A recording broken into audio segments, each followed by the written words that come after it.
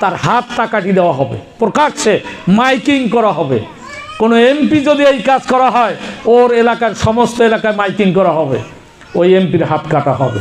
আর তার 5 বছর পর ওই এমপির জন্য দাঁড়ায় ভোটত, ঠুটো হাত খান যখন দেখে ভাইয়েরা আমার ভোট দেন আমার, কি করবেন তখন?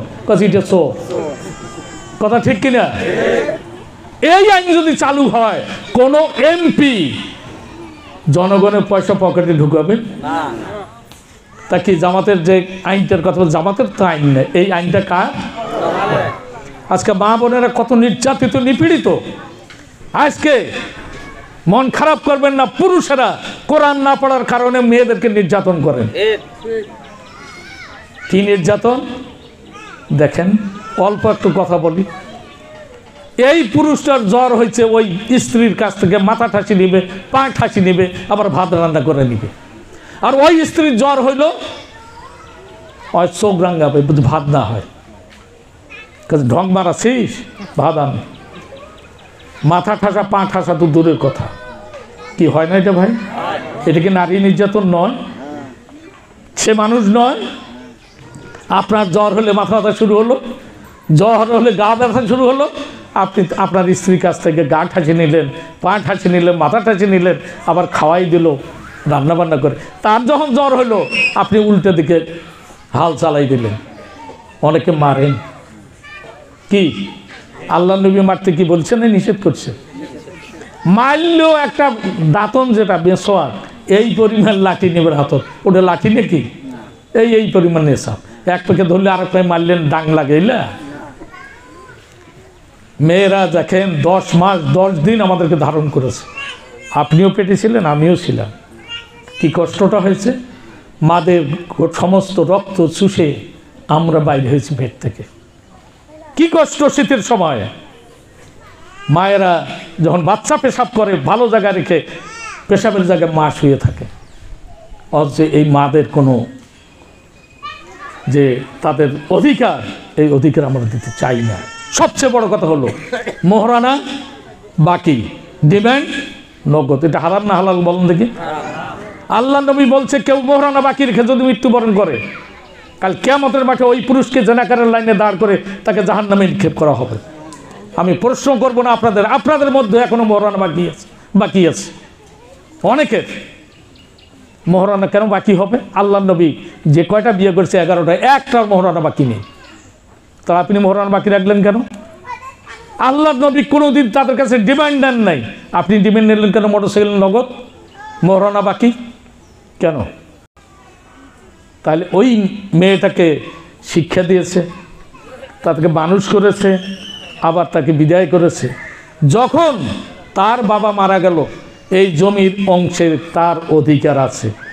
10 বিঘা যদি জমি হয়, 2টা ভাই বা 2টা বোন, একটা ভাই যদি হয়, 2 বোন পাবে 5 বিঘা, আর ওই ভাই পাবে 5 বিঘা। 2 বোন পাবে 5 বিঘা, 5 শতকও কম পাবে না, 5 বিঘায় তাকে দিতে হবে। এটা হলো বাবার বাড়ির সম্পদ।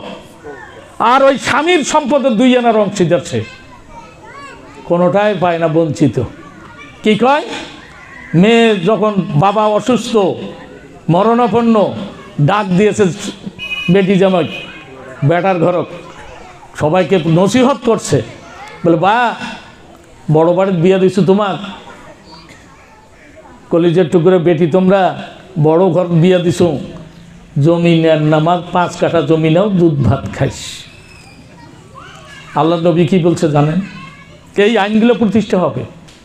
আল্লাহ নবী বলছেন, যদি কেউ এইরকম মেয়েকে তার ঠগা হয়, যদি 1 বিঘা জমি, কাল কিয়ামতের মাঠে 1 বিঘার 7 তরল জমি তার মাথায় তুলে দেওয়া হবে ওই বাপের। অনেক হাজি হিসেবে এই কাম করে হজ যাওয়ার সময় করে না, লিখে দিয়ে দেয়। খবরদারি কাজ করবেন না। ইসলামী আইন মানে ইনসাফের আইন। এইরকম ইনসাফ আর কেউ পাবে না। নারীরা নারীর মর্যাদা নিয়ে থাকবে, নারীরা নির্বিঘ্নে নিশ্চিন্তে তারা নিরাপত্তার সাথে চলবে। কোনো নারী, ইসলাম কায়েম যদি হয়, কোনো নারী একাই যদি রাত্রে লক্ষ লক্ষ টাকা এবং লক্ষ লক্ষ টাকার সোনা দানা যদি গায়ে নিয়ে যায়, কোনো ছেলে, যুবক ছেলে কুদৃষ্টিতে তার দিকে তাকাতে পারবে না। যদি পড়ে নজরে, নিচের দিকে মাথা করে বলবে, বোন বুঝেছি রাত হয়ে গেছে, কোথায় যাবেন বলুন, আমি মুসলমান আপনাকে পৌঁছাই দেব। এই হলো ইসলাম। আজকে যদি এই আইনটা কায়েম হতো, একটা মানুষ বাংলাদেশে না খেয়ে থাকতো না, একটা মানুষ বিনা কর্মে থাকতে পারতো না। আজকে অনেক যুবক ভাই দেখতেছি, ওই যে যুবক ভাই বসে আছে, হঠাৎ MA পাস করেছে, ভালো ফার্স্ট ক্লাস হয়েছে, চাকরি নেই। চাকরি কি 15 লাখ 20 লাখ টাকা দেন, বাড়ির জমিও নাই। হঠাৎ বন্ধুরে করে, কিরে এত বড় পড়াশোনা করলো, চাকরি কই তো? তার অন্তরে একটা আঘাত আসলো, ঠিকই তো আমি মাস্টার্স পাস করেছি, চাকরি নেই, করে বেড়াচ্ছি। মা যখন রাত্রে ভাত খাবার দিল, কিরে আর কতদিন বাড়াবো, চাকরি পাই না, সবাই পায়। তার ব্রেনে আঘাত হারলো, রাত্রে শুয়ে শুয়ে বলে এই জীবন কি রাখা ঠিক, কিছুই তো করতে পারছি না।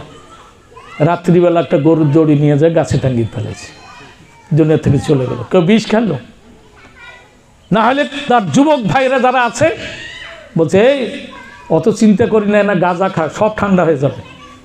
ওই এদিকে খপ করে ধরলো, ধরে ও গাঁজার সঙ্গে ওকে সামিল করলো, করে জীবনটাকে ধ্বংস করে দিল। এগুলো সব বন্ধ হয়ে যাবে। আজকে জামাত ইসলামী যদি ক্ষমতায় যায়, এমন শিক্ষা ব্যবস্থা চালু করবে যে শিক্ষায় শিক্ষিত হয়ে যুবকেরা এক হাতে সার্টিফিকেট পাবে আর এক হাতে কাজ পাবে। যদি কাজ দিতে না পারে, তাকে ভাতা দিয়ে তাকে তৈরি করবে, তার কি যোগ্যতা কি, সেই যোগ্যতা অনুযায়ী ট্রেনিং দিয়ে প্রয়োজনে বিদেশ পাঠাবে সরকারি টাকায়। এই কাজ করতে চাই আমরা।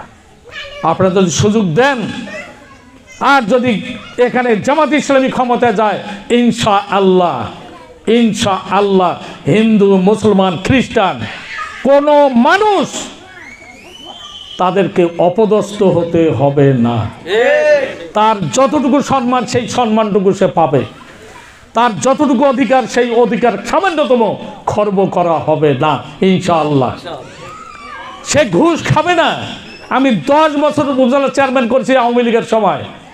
আওয়ামী লীগের আন্ডারেই অফিস ছিল, সেইখানে আমি 10 বছর উপজেলা চেয়ারম্যান আমি করেছি। আজ পর্যন্ত একটা পয়সার কোনো অনিয়ম বাইর করতে পারেনি। যা চিরিবন্দরের শুনে, চিরিবন্দরে যা খোঁজ নিয়ে আসবেন, 10 বছর আমি উপজেলা চেয়ারম্যান ছিলাম। অথচ আমি যখন এই মামলার কারণে সাসপেন্ড হলাম 6 মাস, আওয়ামী লীগের একজন ভাইস চেয়ারম্যান ছিল, তাকে দায়িত্ব দেওয়া হলো চেয়ারম্যানের ভারপ্রাপ্ত, আর ইউনো সাহেব মিলে 6 মাসে 2,17,00,000 টাকা মেরে দিল। সেটার কেস করছি আমি। 10 বছর কত টাকা মারতে পারতাম বলেন? আমি যখন চেয়ারম্যানই ওখান থেকে চলে আসলাম, এখন বাইসাইকেল কেনার পয়সা হলো না। আর এক মহিলা ভাইস চেয়ারম্যান, 1 কাঠাও জমি নেই, তার স্বামী একটা স্কুলে চাকরি করে, মাত্র হাই স্কুলে। কত টাকা বেতন পায়? বাচ্চা কাচ্চা পড়ে, এখন গাড়ি কিনে ফেললো, আমি অ্যাস্টনিস্ট হয়ে গেলাম। তার কোনো সিগনেটারি পাওয়ার নাই, তার বেতনও তার ডবল আমার, অথচ গাড়ি কিনে ফেললো। আর আমি এখন বাইসাইকেল কিনবার পারি না। সম্মানিত ভাই, সব ভালো মানুষ ছাড়া, দুর্নীতি মুক্ত মানুষ ছাড়া এই দুর্নীতি বন্ধ করতে পারবে না। যারা দুর্নীতিবাজ, আপনারা খোঁজ নেবেন। এই শ্রীবন্দর খান সময় আরও এমপি ছিল না? এই 54 বছর এমপি হয় নাই? কোন এমপিটা স্কুলের বিল্ডিং করবে যা টাকা নেই? কর পারেন?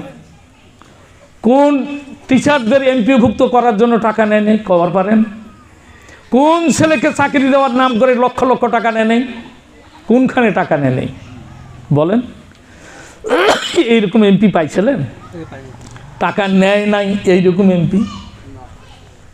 বুকে হাত দিয়ে বলুক দেখছি যারা দাঁড়াবে আগামীতে, যদি আগেও এমপি ছিল, বলে কোরআনে হাত দেবে, এটা বল তো এই বিল্ডিং করবে যা টাকা নিচ্ছে কিনা জনগণের, স্কুলের কাছ থেকে চাকরি দেওয়ার নাম করে গরিবের কাছ থেকে টাকা নিচ্ছ কিনা, এমপিভুক্ত করার জন্য টাকা নিচ্ছ কিনা, দেখবে কাঁপা শুরু করবে।